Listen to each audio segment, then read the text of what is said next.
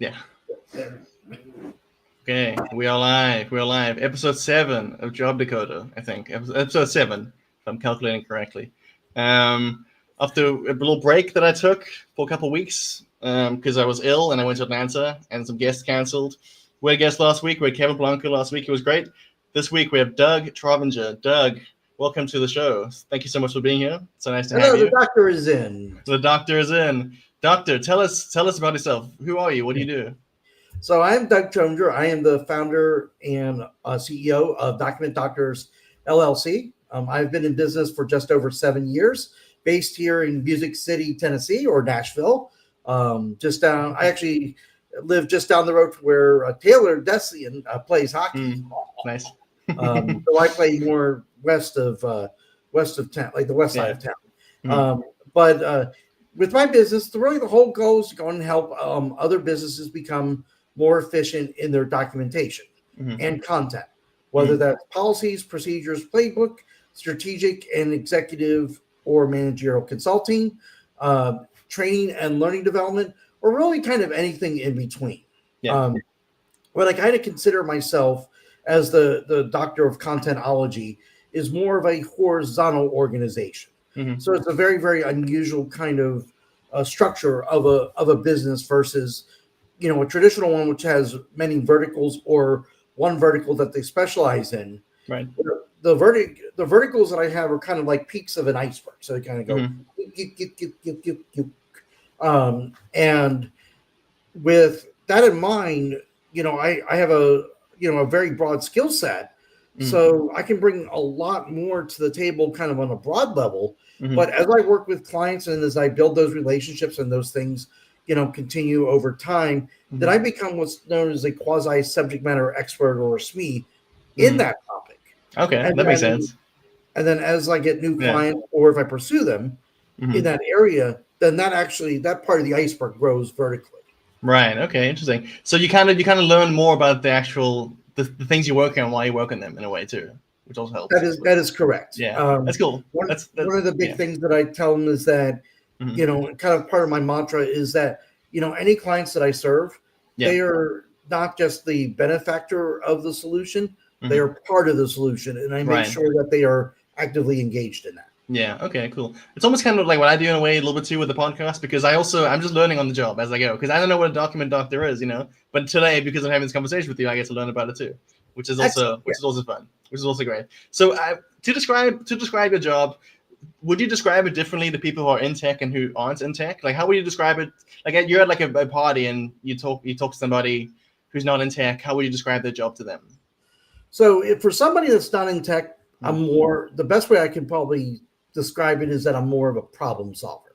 Okay. So, so whenever I'm going into a situation, one of the biggest things that I notice is that there's a lot of pitfalls and curves in the road. Yeah. Where a client thinks that a solution is really straightforward, like going from point A to point B. There's a lot of things in between that they don't see or don't realize or even admit, like initially at the start, of an engagement that has to be tackled in order to get to the finish line. Right. Not only that, but you have to really be, quick on your feet. So the hustle is really important there, as well as a lot of empathy and kind of like psychology. Right. Okay.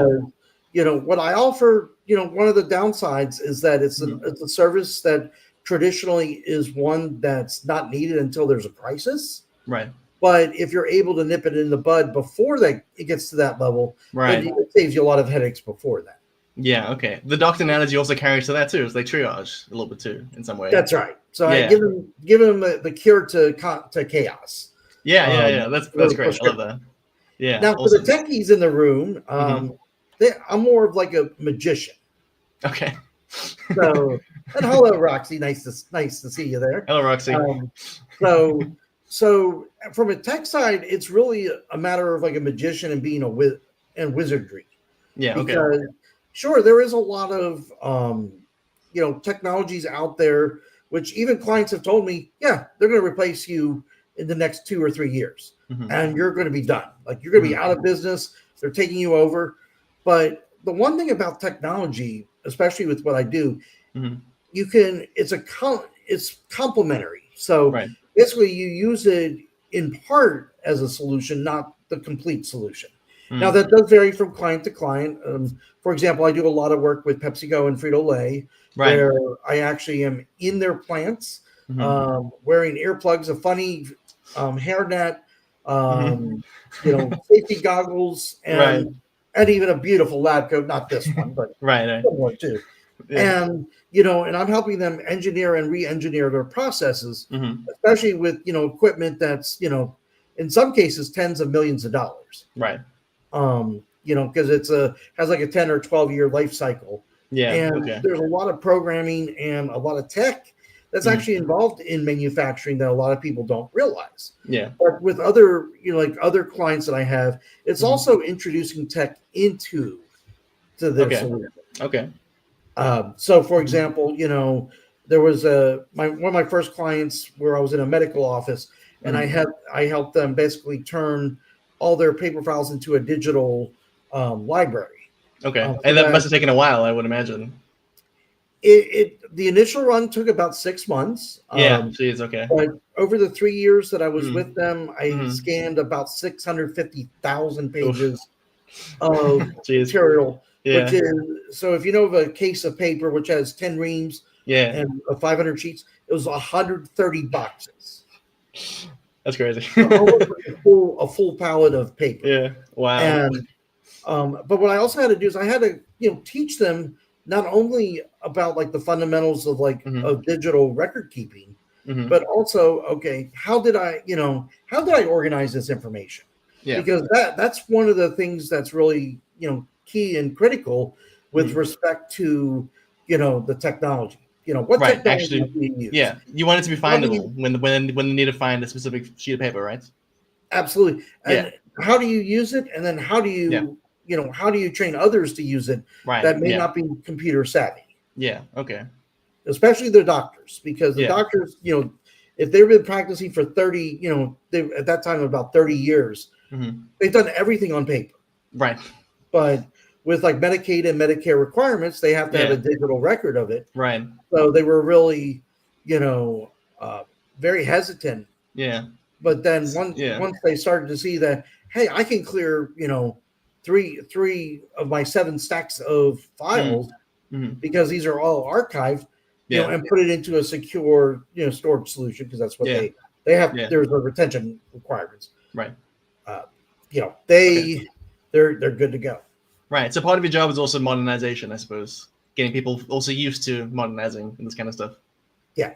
As I like to say, it takes them from the Stone Age to the New Age. Right. Yeah, I like that. That's cool. And like, how does it compare working for smaller companies and bigger companies? I would imagine there's more like overhead and more shit to deal with, I guess, within the bigger companies, right? Do you have like a preference or like?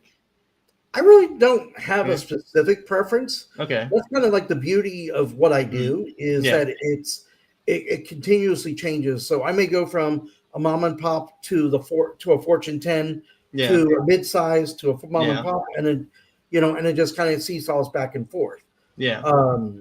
There are certainly a lot of challenges with your enterprise companies Mhm. because with respect to those, there's a lot of layers of management. There's when you're building policies, procedures, and trying to inject technology, Mhm. there's either a lot of resistance or there's a lot of opposition. So Right. the resistance is kind of like a lower level. The opposition is where like no, Right. like no soup for you, like the soup Yeah. man on The Seinfeld. soup Nazi. Yeah. I love Yeah. that. I love that episode. Yeah. But with mom and pops, the same thing also happens. They may be very, very hesitant to Mhm. inject technology or tech into their business, Yeah. but others are on the opposite, more trailblazers, Right. where they're willing to use newer technologies Mhm. and give it a try. Yeah. Okay. Because being a small business owner, there's a lot of trial and error, Mhm. and that's what I've experienced over the 7 years that I've been in business. And like Yeah. one of the first services that I did, which was document scanning, I Mhm. don't think I have done in about 3 years. Okay. but it's there if somebody Yeah. wants it. It's there if you need it. Okay, that's cool. And also, so going back 7 years ago, you mentioned to me that you were laid off like 4 times in 13 months before starting the company. Is that correct? That is correct. Yeah. So can you tell us about like the process of the layoffs and then going into creating this new company of yours? Well, the first time getting laid off was probably the most painful, Right. because I can imagine. Yeah. I never was laid off before. Right. And all of a sudden, I'm thinking, okay, what do I do? But then when the second time happened, I'm like, something's got to, something has to change. And you're just, you're thinking, okay. But then when the third time is when the mental side hit. Right. Okay. Really got a lot more, depressing, frustrating. There's lots of anxiety. Right. And then the fourth time, it was kind of like my omen, or kind of the leap of faith and the call, like, that's it. I'm done with this. It was like a sign to you, kind of. Yeah. Okay, like, nice. I'm done. It's like this. Yeah. It's time for me to go ahead and do my own thing. Do my own thing and chart my own destiny. Yeah. Okay, that's cool. And then, how did you come to this idea of document doctors? Like, did you previously work in this kind of field, or like what is your your learning and like career background anyway? So my career background is very, very eclectic, because I put things together that don't really go together. Okay. Well, at least in the academic world. Right. Okay. Which they really continue to scratch their heads 13 years after I got that degree. Wait, what did you get your degree in, though, by the way? So I have 4 degrees. First one's a bachelor's in business from West Virginia University. The minors that I had there was management information systems. So really like structure. And I almost had a second minor, but I was a couple of classes short in human resource management. Okay. But then, because I guess at the time I was a professional student, I went to the University of Phoenix, where at the time in the early 2000s, and they were old fashioned, where they had both online courses and courses in person. Okay. So I actually attended courses in person in Oregon, Arizona, and Columbus, Ohio. Okay. And I was going for my MBA. And whenever I was finishing the MBA, it felt like I just was still missing something. So then I went to Marshall University. So if you ever watched the movie We Are Marshall, the fountain that's like in the big fountain that's in the scene from the plane crash, I would go by that several times a day. Right. Okay. And I got my master's in management and information systems with a minor and focus in project management. And then in 2008, I decided to go all the way at the time and got a specialist in education in instructional technology with a minor in strategic human resource management. Okay. But that's where the feud erupted, because when I got to choose whatever minor I wanted with that degree. Okay. And everybody in the education of college wanted me to do an education minor. But what I was trying to do was kind of maximize my value. And do some, add the business element into it, because I felt that there was something in there that was good, like good to have. Right. Because if you have a good understanding of business, then it's easier to make training and learning products or documentation. They really, really resisted it, but I still, pledged forward to that. And just recently, per executive decision, I am actually going to be starting my doctorate degree. To really become a true doctor. Nice. In business administration at Liberty University. And the focus on that is going to be strategic management. Okay, so now you have to balance that while working full time too. Sure. Not the first time I've done that. Yeah, you got the energy for it, sure. But that's going to help me kind of strengthen the management and the executive consulting side. Okay, sure. Because then that brings everything kind of full circle. Yeah. Okay. Is there like a certain like point in your career where you thought documentation was the thing to get into? Like, was there like a moment of awakening, like something that happened in your career, or like something along those lines? So when I worked at Best Buy, I Okay. actually worked there for 6 years while I was actually going for the fourth degree, Mm-hmm. and the documentation was just absolutely abysmal. Okay. You know, Yeah. obviously in a big corporation like that, especially in retail, anything that was documented just came Mm-hmm. straight down. There was Sure. no Okay. there was no ifs, ands, or buts. You Mm-hmm. got what you got. You had to use it. Mm-hmm. The end. It was Okay. pretty straightforward. Yeah. Now, but one of the things that I was kind of in charge of Mm-hmm. was training. And it's a very funny story with Best Buy, because the first Uh-huh. customer I had, I ran and hid in a stock room. Okay. And then, before I left, I ended up selling Yeah. about $8 million of merchandise, services, and Oh wow. Yeah. product. Okay. Nice. But also build some great relationships, including with a bank Mm-hmm. that didn't go with our business unit, but Right. came in the store and just went and did business with me directly. Mm. There was no commission, by the way. I wish it was. Otherwise, Right. I'd be probably on a different trajectory. But with Best Buy, I was able to start chipping away at that concrete wall Mm. um, of the documentation. Mm. And where it really made a big difference was whenever they started to do what they call the store within a store model, or a SWAT model.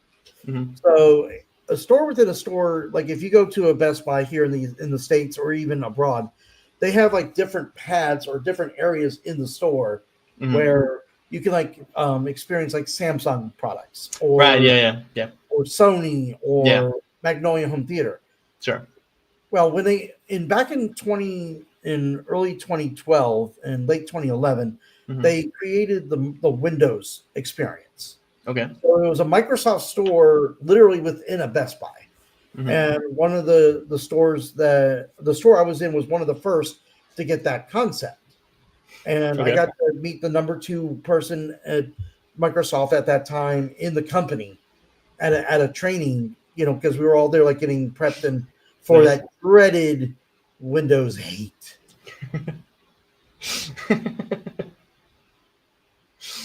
If you want to take like a picture of that, like, Yeah. because I couldn't tell you how many people hated it. I did too. Yeah. Just go to the Mac. Right. They're next door. Go ahead, go to the Mac. We'll take care of you. Yeah. No. But the other thing, which was probably the most transformative thing in tech, Mm-hmm. which was in 2013, which I can't believe it's been now 12 years since, Mm. was Sounds Office 365. Right. Okay. And that was probably the most challenging thing to get people, like consumers, around, Mm-hmm. was subscription software. Right. Really the only subscription software at that time was antivirus or anti-malware. Mm-hmm. So, but there was no documentation. Okay. So that's actually where I created documentation, and then Mm-hmm. worked one-on-one with Microsoft Okay. to basically come up with an easy guide or something like a takeaway, Mm-hmm. like a one-page front and back takeaway that we could give to consumers or customers or clients, however you prefer, Okay. at these shops, Mm-hmm. so that they can understand, the benefits of going to Office 365, Yeah. Windows 8, and then eventually Windows 10. Mm-hmm. And, it may, and when they realize how much of an impact, because they let me just try something that I created, like, yeah, go ahead, let's do a pilot, let's see what happens. Mm-hmm. And the success that came from that was what exceeded their expectations. So then they realized, documentation, we need to have relevant materials that, Mm-hmm. they can take or they can scan. Yeah. Which nowadays you just scan a QR code, you get the material. Yeah. But just that alone, kind of revolutionized, their way, kind of the way of documentation. Okay. So that was a big jump for them. Yeah. Oh, certainly. Yeah. Okay. Nice. And I also want to know, like, how do you like diagnose bad documentation and bad content? Like, what, do you have like a formula for this kind of thing? Do you just know it when you see it? Like, If we're going into the lab, let me check here this drawer to the left. Oh yeah, sure. I got it right here. Yeah. So if you're looking at from an accessibility, like an ADA compliance point of view, it's very very observable. Okay. So if you're looking at a document that has multiple fonts and multiple sizes on a document, that's gonna be a red flag. Okay, so part of it is just eyeballing it. Just it's like the aesthetic, the layout of it, the visual. Yeah. Right, aesthetic is absolutely essential. Vital. Yeah. Okay. Gotcha. Like if you try to put blue text on a red background, right, your eyes will burn out. But it's also aesthetics aside, it's actually what's the amount of content that's there. Okay. So whenever I was at the University of Phoenix, one of the biggest things that I got from there, outside of the degree, was the way to do like presentations. Okay. Or even e-learning and online learning. Yeah. So when if you try to put too much on a screen at one time, then you're basically just reading the screen, and it's not very effective. Right. If you do bullet points and kind of like split it up, that's where it's a little bit better. It's a little bit better. Yeah. And it's more, and it's an easier read. And of course, how you have the material come up is also essential. So even like if you're building an app, the traditional way that people read is from left to right, top to bottom. Okay. Now, if you're Japanese or whatnot, they kind of do opposite. So it's bottom to top, and then I think right to left. Yeah, Arabic, Hebrew also right to left, I think. So but the look at just like the visuality of it is really, because somebody like myself, which I'm happy to admit that I have ADHD. So likewise, like I'm just chucking and jiving as we're chatting. I'm the same. We just had a storm and it's very sticky outside. But if you don't have attention spans are far shorter than they were maybe 5 years ago. Mine, for example, mine is a lot shorter than it used to be. Yeah, I know that's not right. So you really have to kind of accommodate the, that. Yeah. So the amount of content that you have at one time matters as well. Sure. And it's a concept that's known as chunking. Okay. So like the chunky soup, or like if you like potatoes or swede or like turnips, and you don't like make it into like a puree. Yeah. But if you smash it and you see like chunks of the vegetable, that's the chunk. Right. Or pieces of the vegetable, I should say. That's the chunky. Yeah. And that's where basically you split a topic up into the manageable pieces, and that's where you keep your attention. And even like in tech, you have to kind of that's like one of the concepts you have to really like integrate in, your user design, your user experience. Yeah. Because you don't want to, because if they're overwhelmed, whoop, they're out. Yeah. Or you are. Yeah. Sorry, is my last question here? Where was that question? I have like a sheet with like questions on it. I'm trying to find where that question was that I wanted to ask. Where was it? One sec.